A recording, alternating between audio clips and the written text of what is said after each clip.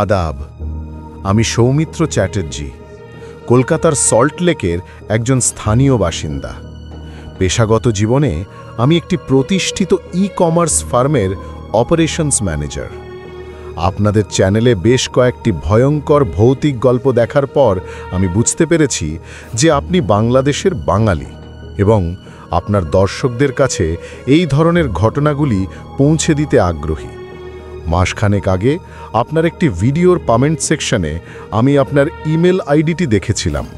সেই সূত্রেই আমি আপনাকে আমার শৈশবের এক ভয়ঙ্কর স্মৃতি পাঠাচ্ছি, যা আজও আমার হৃদয়ে এক হিমশীতল আতঙ্ক সৃষ্টি করে।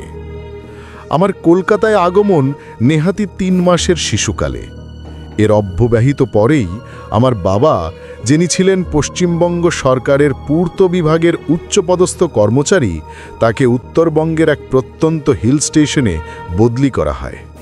সেই স্থানটি ছিল প্রকৃতিপ্রেমীদের স্বর্গ, তবে শীতকালে সে এক অন্য জগৎ। সারা বছর ঘন কুয়াশা আর অঝোর ধারার বৃষ্টিতে ঢাকা। স্থানীয়রা যাকে বলতো মেঘে ঢাকা নগরী। জায়গাটার নাম থাকুক কালিম্পংয়ের কাছে কোনো এক ছোট জনপদ, যার চারদিকে ছিল ঘন দেবদারু আর পাইনের জঙ্গল। আমার শিক্ষাজীবন শুরু হয় ওই এলাকারই একটি সরকারি কিন্তু ইংরেজি মাধ্যমের স্কুলে। আমার স্কুল জীবনের পরিসমাপ্তি ঘটে 2010 সালে। কিন্তু যে ঘটনাটি আমার শৈশবের স্মৃতিতে একটি হিমশীতল কালো দাগ এঁকে দিয়েছে, তা ঘটেছিল আরও অনেক আগে, যখন আমি স্কুল জীবনের মাঝামাঝি সময়ে সম্ভবত 7ম বা 8ম শ্রেণীতে পড়তাম। ঘটনাটি এতই পুরনো কিন্তু স্থানীয়দের মুখে মুখে আজও জীবন্ত, যা শুনলে আমার গায়ের লোম দাঁড়িয়ে যায়। ঘটনাটি 1997-98 সালের মাঝামাঝি কোনো এক তীব্র শীতের রাতে ঘটেছিল। সেই সময় ওই পাহাড়ি অঞ্চলে একজন অত্যন্ত কুখ্যাত এবং ভয়ঙ্কর মানুষ ছিল, যাকে লোকে স্রেফ তান্ত্রিক ভৈরব নামে চিনত। ভৈরব ছিল এক কালো জাদুর উপাসক। তার ডেরা ছিল জনপদ থেকে দূরে পুরনো এক ধ্বংসপ্রাপ্ত বৌদ্ধ মঠের পাশে। লোকমুখে প্রচলিত ছিল যে ভৈরব কেবল সাধারণ তান্ত্রিক পূজারী ছিল না, সে ছিল শয়তানের এক ডিরেক্ট অনুচর। তার চেহারা ছিল বিভৎস, লম্বা, রুক্ষ জটা, রক্তবর্ণ চোখ এবং তার দেহের প্রতিটি খাঁজে লেগে থাকত চিতার ছাই আর অজানা পশুর রক্ত। তার নাম শুনলেই আশেপাশের এলাকার মানুষেরা ভয়ে কুঁকড়ে যেত। সূর্য ডোবার পর কেউই তার ডেরার দিকে ভুলেও পা বাড়াত না। ভৈরবের ক্ষমতা ছিল অসীম। সে মূলত মানুষের আত্মা অর্থাৎ প্রেতাত্মা এবং দানবীয় শক্তি ব্যবহার করে নিজের খারাপ কাজ করাত। তার কালো জাদুর মূল লক্ষ্য ছিল নিরীহ মানুষের জীবন এবং ভাগ্যকে নিয়ন্ত্রণ করা, সম্পদ ছিনিয়ে নেওয়া, ক্ষতি করা কিংবা বিরল বলিদান দেওয়া।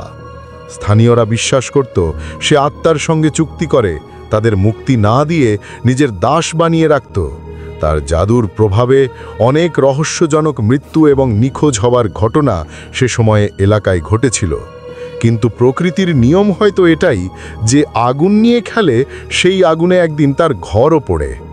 শীতের এক রাতে যখন পাহাড় কাঁপানো ঠান্ডা আর কুয়াশায় চারদিক ঢাকা, স্থানীয়রা দেখেছিল ভৈরবের ডেরা থেকে এক অদ্ভুত আলো বের হচ্ছে এবং ভেসে আসছে ভয়ঙ্কর আর্তনাদ।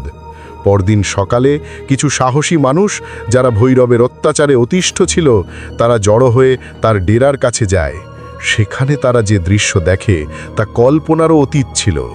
ভৈরবের পূজার স্থানটি ছিল তছনছ, কিন্তু আসল বিভীষিকা ছিল তার দেহ। কথিত আছে যে আত্মাগুলোকে সে দিনের পর দিন জোর করে বশীভূত করে রেখেছিল, সেই আত্মাগুলো সেদিন রাতে বিদ্রোহী হয়েছিল। ভৈরবের দেহটি খুঁজে পাওয়া গিয়েছিল এক বিভৎস অবস্থায়।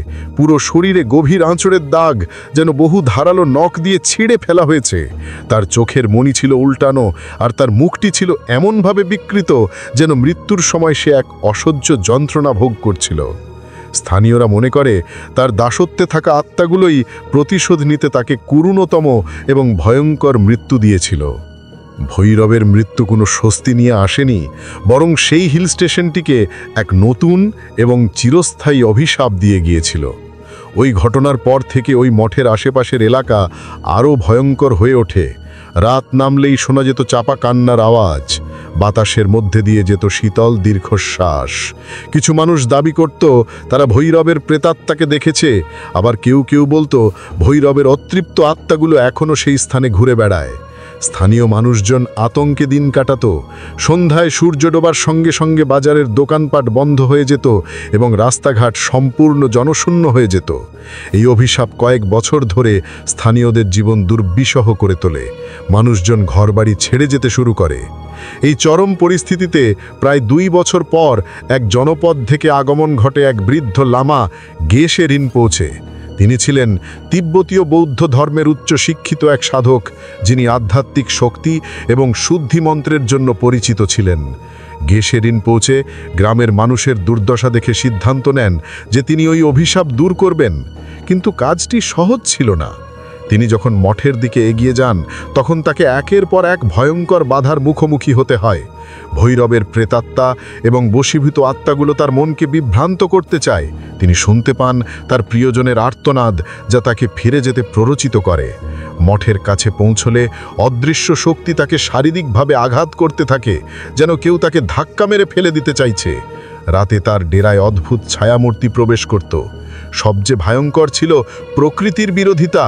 পূজার সময় হঠাৎ করেই আবহাওয়া ভয়ঙ্করভাবে খারাপ হয়ে যায়, বিদ্যুৎ চমকায়, শিলাবৃষ্টি হয়, যেন প্রকৃতিও সেই অশুভ শক্তিকে রক্ষা করতে চাইছে।